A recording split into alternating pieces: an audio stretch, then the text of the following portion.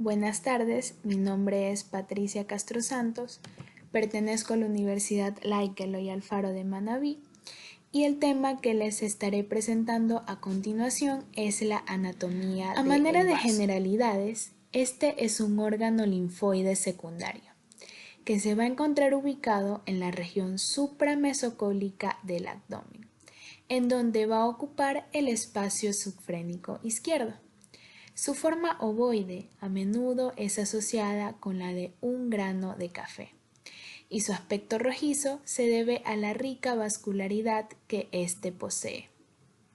Sin embargo, es también caracterizado por ser un órgano glandular de extrema friabilidad, al ser evidentemente blando y poco resistente. Sus dimensiones y peso se encuentran entre los 13 centímetros de longitud, los 8 centímetros de ancho, los 3 centímetros de espesor y de entre 180 a 200 gramos de peso.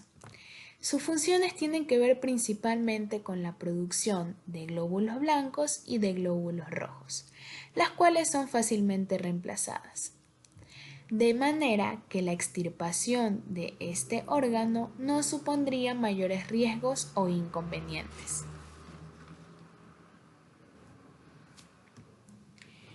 La anatomía de este órgano va a estar comprendida en medios de fijación que lo van a adherir a la superficie. Estos medios de fijación van a ser prolongaciones del peritoneo conocidos como epiplones y ligamentos. Por otro lado, va a presentar 3 caras, 3 bordes y 2 extremos.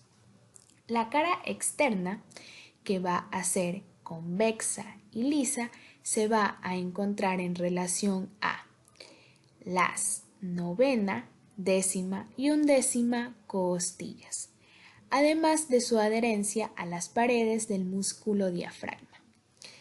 Esta relación que tiene con estas dos estructuras anatómicas también le va a permitir una vinculación en toda la extensión de su cara externa con la pleura pulmonar y en sus 2/5 superiores con el borde inferior del pulmón izquierdo.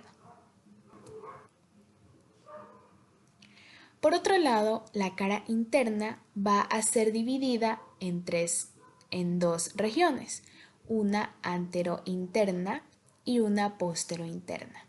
La anterointerna, también conocida como cara gástrica, va a estar dividida también en dos regiones, en relación a este paquete vasculonervioso conocido como el hilio del vaso.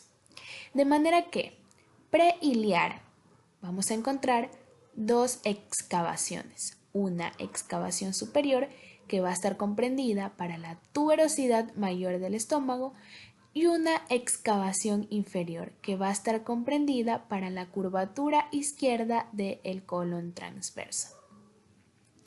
La porción retroiliar va a estar entendida para la transcavidad de los epiplones.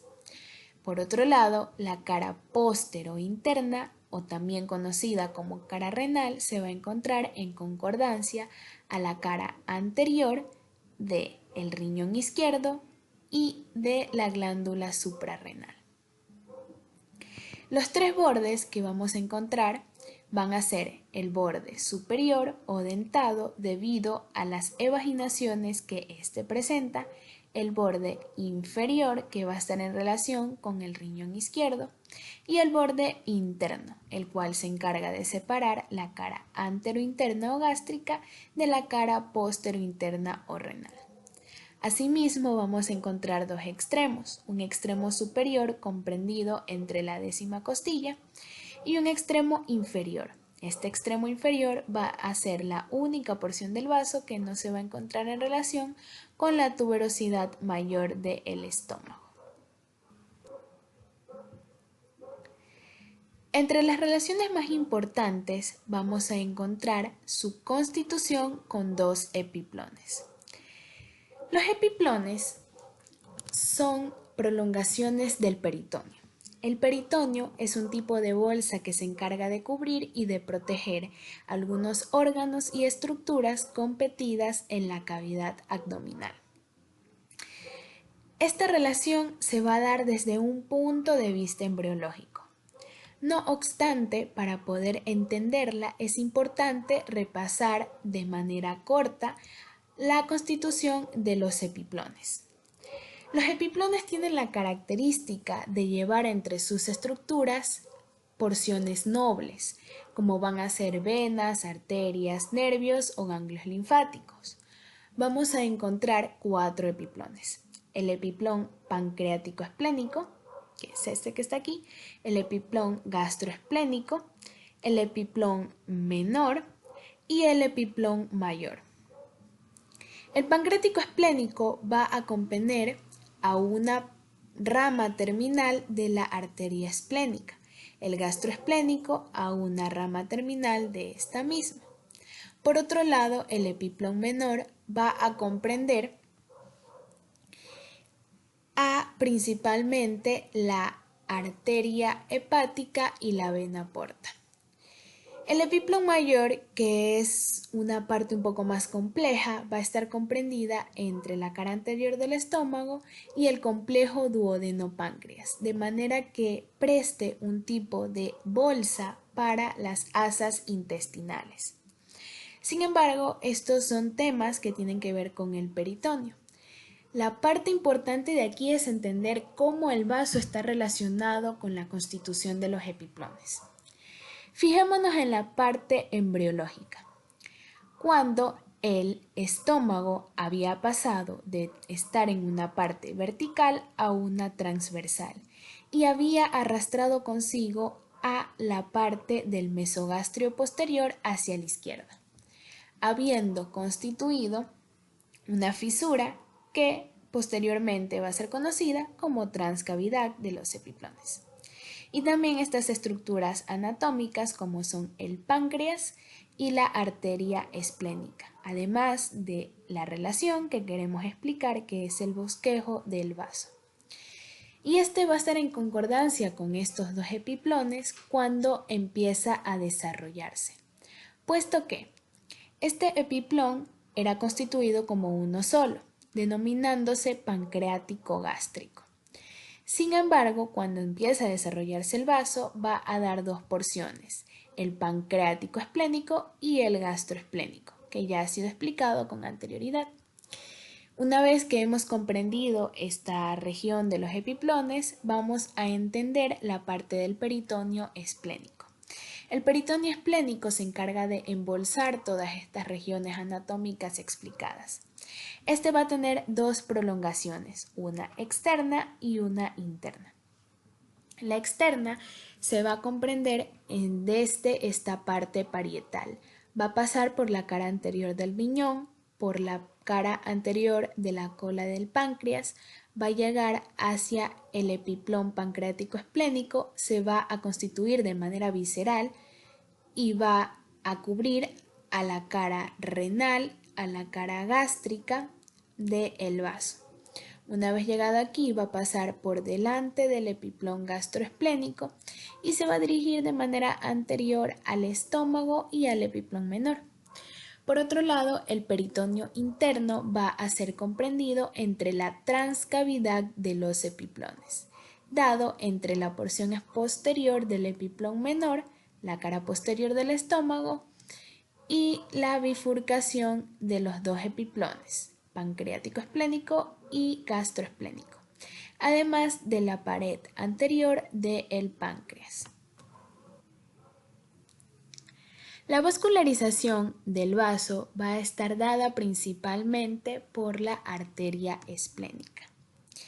Esta va a tener principalmente una característica que va a ser muy sinuosa, es decir, que va a dar una característica serpenteada a su trayecto. La arteria esplénica es una rama del plexo celíaco. Esta va a tener 3 porciones, una porción suprapancreática, es decir, por encima del páncreas, una retropancreática en donde se van a observar sus sinuosidades y una prepancreática que va a estar en constancia con el ilio del vaso. Una vez que dirige su trayecto, esta rama va a dar ramas, colaterales y ramas terminales. Las ramas colaterales van a ser las descendentes que se van a encargar de penetrar al páncreas. Y las ramas colaterales ascendentes van a ser esta gástrica posterior que se dirige hacia la tuberosidad mayor del estómago y esta polar superior que se dirige hacia el hilio del vaso. Son las ramas terminales las que comprenden la estructura vascular tanto del epiplón pancreático esplénico como del epiplón gastroesplénico explicados con anterioridad.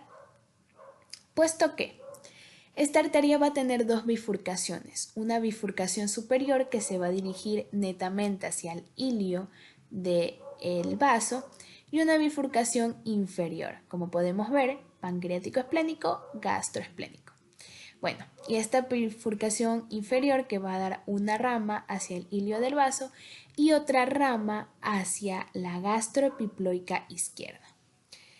Esta parte es importante debido a que la rama gastroepiploica izquierda se va a anastomosar con la rama gastroepiploica derecha, constituyendo un arco que se va a encargar de vascularizar al epiplón mayor, que como podemos ver está comprendido entre el estómago y la parte duodenopáncreas que no es apreciable, pero que crea una forma de bolsa, y en la porción inferior se va a encargar de cubrir a las asas intestinales.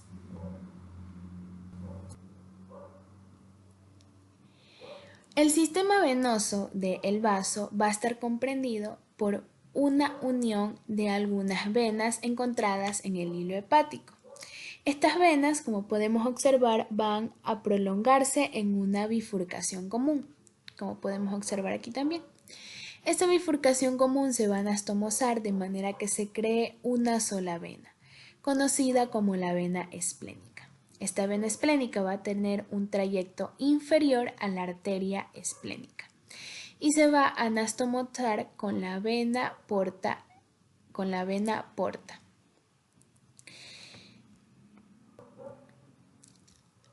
Por otro lado, los ganglios linfáticos y la inervación del vaso se van a dar de la siguiente manera.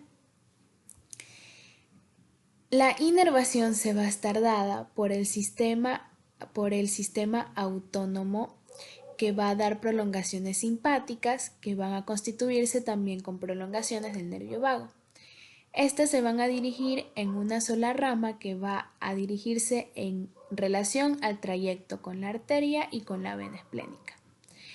Esta parte nerviosa va a constituir principalmente una porción motora, la cual va a permitir dar una espleno-vasodilatación y una espleno-vasoconstricción de los órganos vasculares que comprenden al hilio del vaso. Por otro lado, los ganglios linfáticos se van a dar en dos porciones, una porción superficial, como podemos observar aquí, y una porción profunda que penetra al hilio del vaso. Lo interesante es que el drenaje tanto de los ganglios linfáticos superiores o superficiales como de los profundos va a estar en consideración a los ganglios pancreáticos. Por último, la bibliografía tomada para la comprensión de este video fue tomada por Anatomía Humana, cuarta edición de Latarjet y Tratado de Anatomía Humana de Testit y Latarjet. Algunas de las imágenes fueron tomadas de un atlas que es el Human Anatomy Atlas, y vamos a tener también referencias que tomé de algunos videos, como fueron anatomía tanto del vaso como del peritoneo, dados por el doctor Carlos Andrés García, y el tronco celíaco para poder entender la arteria esplénica, dado por Mentes Médicas.